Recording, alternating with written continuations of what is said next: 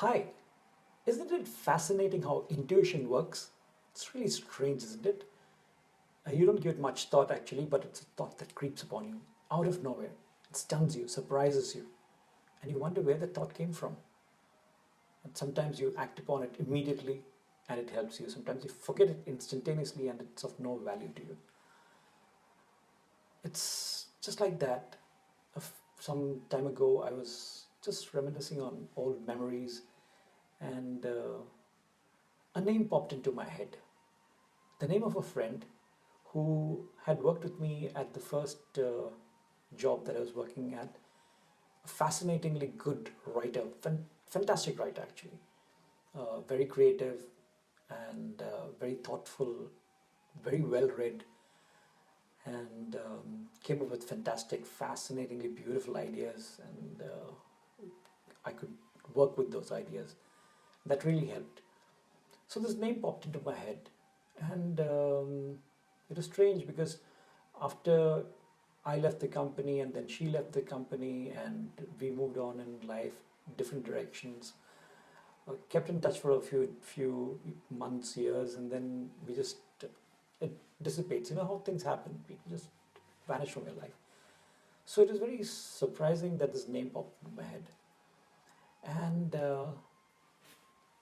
strangely enough, a couple of days later, I ran into her. And back then, when we were working together, we were both good, like very, very tight on food, as in we should tight, as in tight focused on good food.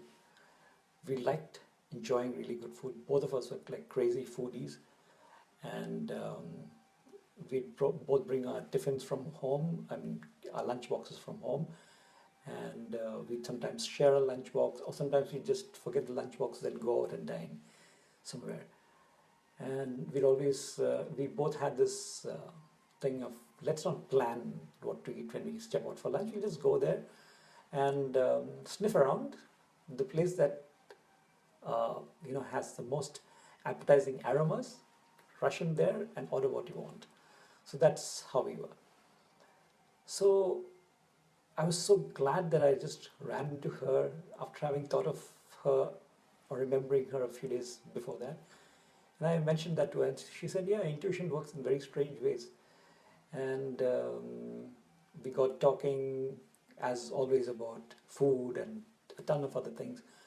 It so happens that she's married to a very successful fashion designer, and while he's busy crafting really great styles and trends and fashions and what have you in the textile and garments and fashion industry, she is the one who goes all around the world sourcing great fabrics, great textiles, great accessories and stuff. And it was a lively conversation because I got to learn so much from her. And she spoke about how she'd go to this country for belts and the other country for collars and fabrics from this particular district and in this country, and like buttons from another place and all kind of stuff. It was fascinating.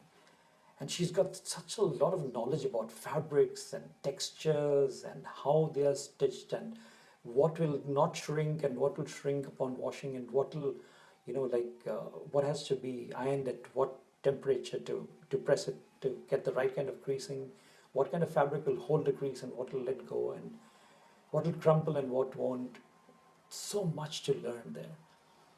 And invariably, as it had to be, our conversation came down to our basic common interest, food. So I said, "You lucky girl, you're loafing all over the world and you get to drive around and get into some really fine places and really enjoy some really great fine dining." And then what she said surprised me. She said, "One thing, I love driving, but I don't drive that much as you think I might." And that's what these are I'm quoting from her. Okay, she said that she goes to some of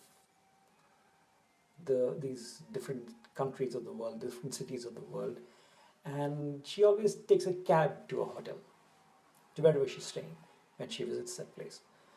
And when she goes there, as on the drive, she asked the cabbie, where does he get his lunch and dinner from?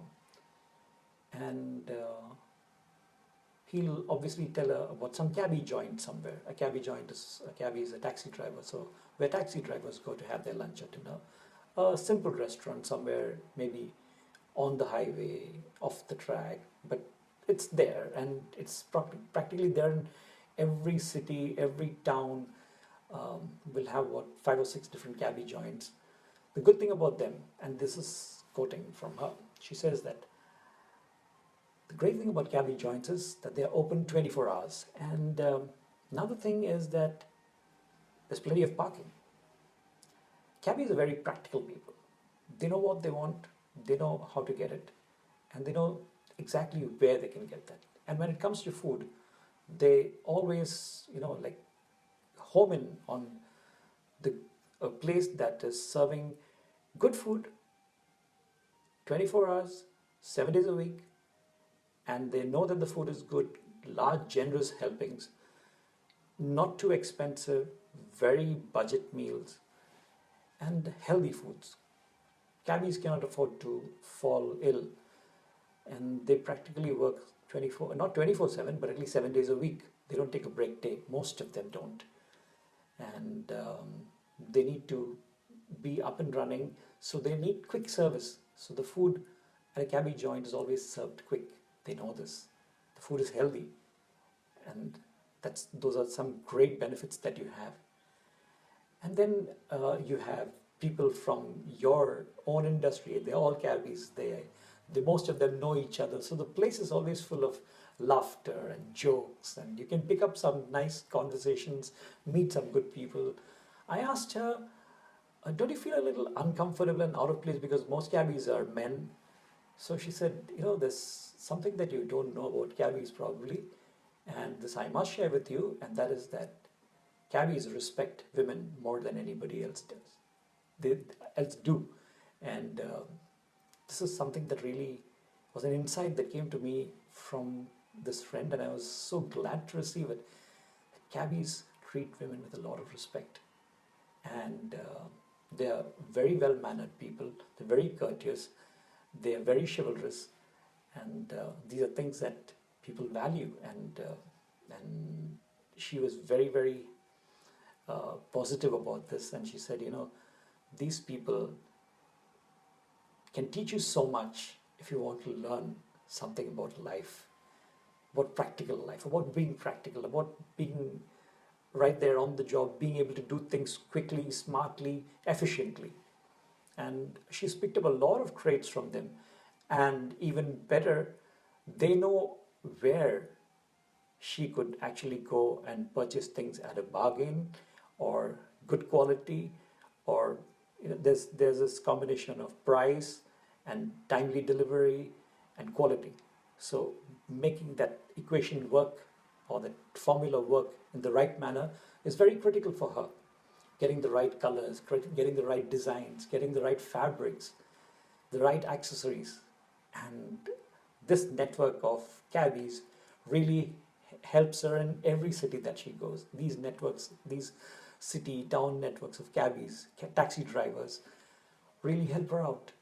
And then I said, that's such a wonderful thing. That's such a wonderful access to so much. Probably you can't get all that online either. You can get it all right there on the ground, driving around on wheels that are trustworthy. So to all my cabbie friends out there, a big salute. You guys are amazing, and much respect for all of you. Thank you for being the people that you are. Each of you for being the person that you are. Thank you very much. And to you, my dear viewers, listeners, it's a lesson that I'm happy to share with you, and I hope you'll keep this in your heart. And so next time you're in a taxi or in a cab, you'll know that you're driving around and with someone who is going to take good care of you. You're in very safe hands, one thing. The other thing is, that's a person who's got a depth of knowledge, and most importantly, he knows where to get the right food and the most delicious food, good portions, no frills and fancy stuff, and you get it quickly. And if you are running short in time, a cabbie joint is the right place to go to, isn't it? What do you say? You can comment on all this that I've said to you, and let me know what you think about it. Thank you very much, and you have a great day too, just like I'm going to, at a cabbie joint. Bye.